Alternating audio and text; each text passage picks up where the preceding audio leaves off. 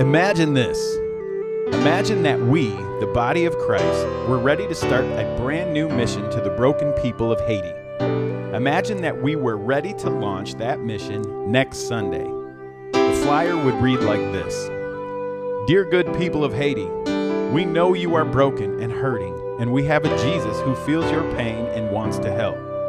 Good so far, right? Next, the flyer reads, so come join us as we explore this Jesus and his restoration this Sunday at our awesome church in Lenawee County. And if for some reason you can't make it, check out our podcast on iTunes or at our website, www.brokenhaitians.com. All of the answers you need for your brokenness can be found in Jesus. Come join us and find out how. Then we would put up a sign out on our front lawn that says, you think it's hot in Haiti? Try hell. That would be an insane mission project, would it not? Why is it then that is almost exactly what we do with our mission to our own neighbors in our own neighborhoods? If we were truly starting a mission to Haiti, the first thing we would do is begin to dream big about how we might get to them with real, tangible answers to some of their brokenness. We wouldn't come to their crumbling homes with a well-rehearsed plan of salvation. We would meet them on their streets with tools for rebuilding, fresh water, food, clothes, and the willingness to join them in that suffering until restoration was found. A mission like that would be more than sane. It would be insanely beautiful. One of the most beautiful parts of that sort of mission would be what it did for the missionaries, what it would do for you. The definition of insanity is to continue in doing the same thing day after day, week after week, all the time expecting a different result. We'd like to suggest that it is time to stop the insanity. For years, we, the Christian church, have built bigger buildings, added better programs, and made cooler signs that essentially say, we have the answer, come join us. Our churches sometimes grow when we do this, but most of the people who are added already believe Jesus has some answers.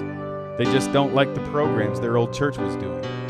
Or somewhat better, they've been away from the church because to them the church was insane, but then God drew them back to the body and they land amongst us based on perhaps a good upbringing in the church or a desire to get back in good graces with God, as if he could possibly love us more.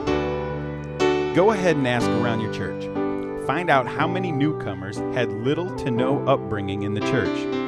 Sadly, the answer will be slim to none. So without suggesting the answer for you, for your community, and for your church, what would it look like for you to start a mission to your own town, your own school, your own workplace, and subsequently, your own church? Ask yourself that question. What would it look like to start a mission field right here where I live?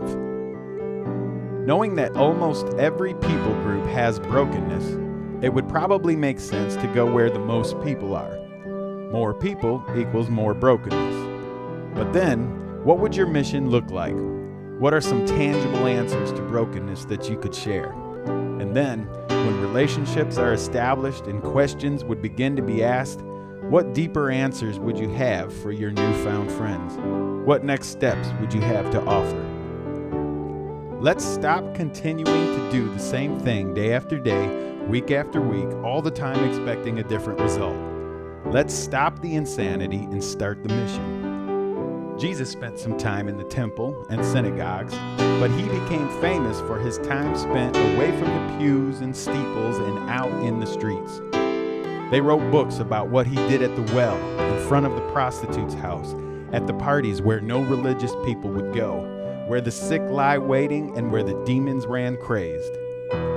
What would it look like for your church, your group, your family, and yourself to get out of the pews and into the streets on a mission of restoration to the broken world? I'll tell you what it would look like. It would look insanely beautiful.